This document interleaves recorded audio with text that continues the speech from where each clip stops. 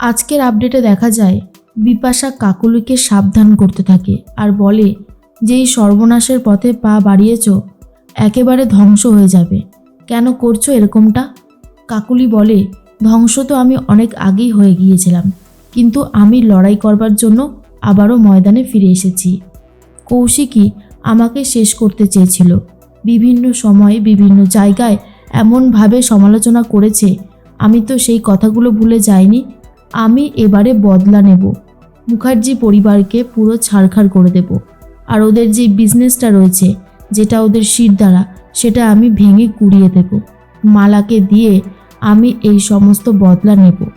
কৌশিকী আর জগদ্ধাত্রী চেষ্টা করেই চলেছে যেভাবেই হোক মালার অন্তত আসল পরিচয়টা জানবে। কে মালা, কোথা থেকে এসেছে, এগুলো জানাটা খুব দরকার। সুতনু ভিডিও আর ফটো কৌশিকীর ফোনে পাঠিয়ে দেয়। কৌশিকী জুম করে করে মালাকে দেখতে থাকে আর বলে, এই দেখো মালা আসলো, কাকনের সাথে কথা বলছে। জগদ্ধাত্রী বলে, আশেপাশে যেই লোকজন রয়েছে তাদের সাথে মালার কোনো সম্পর্ক আছে কিনা সেটা জানার চেষ্টা করতে হবে। বর্দি, আর একটা কথা, এমনও তো হতে পারে মালা এখান থেকে যাচ্ছিল, এই রকম একটা ইনসিডেন্ট ঘটেছে দেখে এসেছিল, এমন কি হতে পারে? কৌশিকী বলে, যতদূর মনে হয় এরকম কিছু হবে না।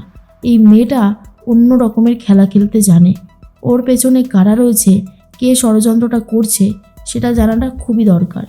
যত তাড়াতাড়ি সম্ভব সেই খবরটা নিতে হবে। কিন্তু তুমি আমাকে একটা কথা বলো, তুমি এইভাবে আর কতদিন চালাবে? তোমার তো শরীরের অবস্থা ভালো না, তুমি তো অপারেশনটা করালে না জগদ্ধাত্রী। জগদ্ধাত্রী বলে, আপনি শুধু শুধু আমাকে নিয়ে ভাবছেন, আমি আছি তো, আমি নিজের খেয়াল রাখছি, সাথে বেবিটারও। কৌশিকী বলে, তোমার এই সময়ে স্ট্রেস নেওয়া একদমই উচিত নয়, কিন্তু তুমি চিন্তা করছো, স্ট্রেস নিচ্ছ, দৌড়াদৌড়ি করছো, এটা তোমার শরীরের জন্য ভালো হবে না জগদ্ধাত্রী, তুমি রেস্ট নাও।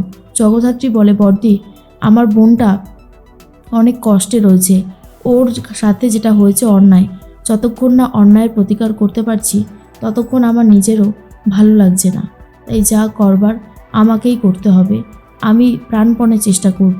স্বয়ম্ভু এসে বলে, জগদ্ধাত্রী কি কথা হচ্ছে এত? কৌশিকী বলে, এই তো চলে এসেছো, যাও গিয়ে এবারে বউয়ের খেয়াল রাখো, বুঝলে? কৌশিকী তো কথা বলে চলে যায়।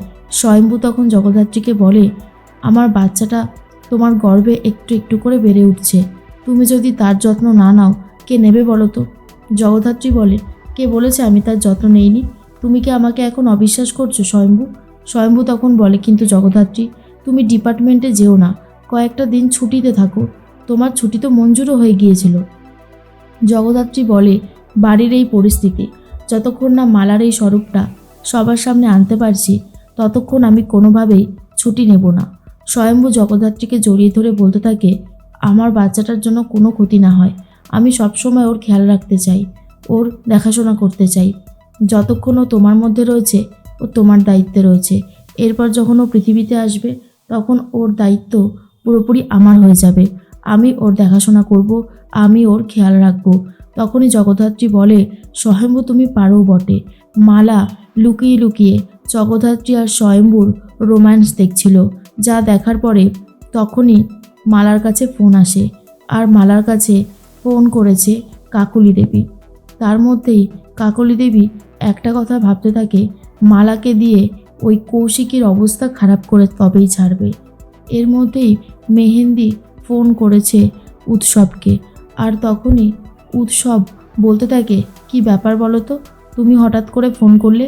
মেহেন্দি তখন বলে, আমি তোমাকে অনেক ভালোবাসি, তোমার বিয়ের খবরটা শুনতে পেরে আমি তো পুরোই অবাক হয়ে গিয়েছি, চিন্তা করো না, আমি আসব, আমি তোমার সাথে থাকব, আমি তোমার বিয়ের সমস্ত রিচুয়ালস নিজের হাতে করে দেব।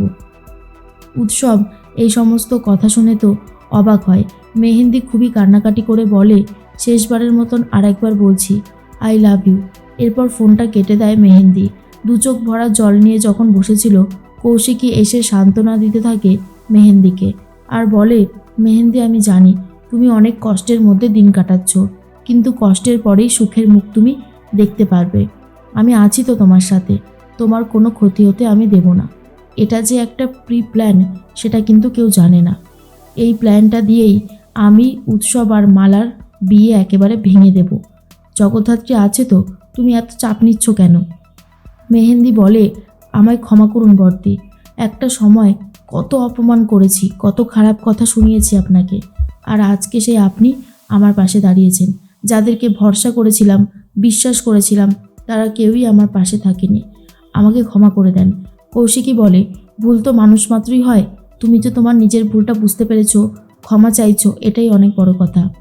শোনো, তুমি কিন্তু একদম ভেঙে পড়বে না, তোমার সাথে উৎসবেরই বিয়ে হবে। এর মধ্যেই জগদ্ধাত্রী তো ডিপার্টমেন্টে চলে যায়। জগদ্ধাত্রী ডিপার্টমেন্টে গিয়ে কথা বলতে থাকে সাধুদার সাথে। সাধুদা কৌশিকীর পাঠানো সেই ফটোটা বড় করে জুম করে দেখাতে থাকে জগদ্ধাত্রীকে, আর বলে, এই যে দূরের মহিলাটা দেখতে পাচ্ছ, এর নাম শিখা, আর এই যে পাশের ছেলেটা, এর নাম বিকাশ। আপাতত এইটুকুই জানতে পেরেছি, এর থেকে বেশি কিছু আর জানতে পারিনি। সোশ্যাল সাইডে আমরা চেষ্টা চালিয়ে যাচ্ছি যাতে এদের আসল পরিচয়টা জানা যায় আর মালার সাথে এদের কি সম্পর্ক সেটা জানা যায়। জগদ্ধাত্রী বলে, যত তাড়াতাড়ি সম্ভব সমস্ত সত্যিটা বার করতে হবে সাধুদা, আমার বোন প্রতিনিয়ত ছটফট করছে। তখনই নন্দিয়া চিরঞ্জিত বলে, আমরা আছি তো জ্যাস, ভয় পেও না। স্বয়ম্ভু এসে বলে, এই যে জগদ্ধাত্রী, 3 ঘন্টা অন্তর অন্তর তোমাকে খেতে বলেছে ডক্টর, এবারে তুমি কি খাবে? হ্যাঁ, তুমি তো টিফিনও নিয়ে আসো না, এই দেখো আমি নিজের হাতে তোমার জন্য টিফিন এনেছি। তখন সাধুদা বলে, জাস তুমি খেয়ে নাও। স্বয়ম্ভু তখন বলে, সাধুদা আমি আপনাদের জন্য খাবার এনেছি, এটার মধ্যে আপনাদের সবার জন্য রয়েছে। সাধুদা বলে, বাহ, তাহলে তো জমে যাবে। এরপর জগদ্ধাত্রী বলে, আরে এত কিছু করার কি ছিল?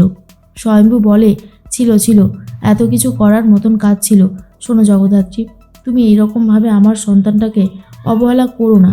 একটা কথা কেন বোঝো না তুমি, যে ওর কিছু হলে আমি নিজেকে কখনো ক্ষমা করতে পারবো না। ওর দেখাশোনার দায়িত্বটা আমার, তো বলো, আমি যদি ওকে দেখে না রাখি তাহলে কি করে হবে? তখনই জগদ্ধাত্রী বলে, তুমি এত টেনশন করো না স্বয়ম্ভু, সব ঠিক থাকবে। স্বয়ম্ভু তখন বলে, জানি না কতটা কি ঠিক থাকবে, তবে আমি সবসময় চেষ্টা করে চলেছি যাতে আমি আমার সন্তানকে সুখে রাখতে পারি, ভালো রাখতে পারি।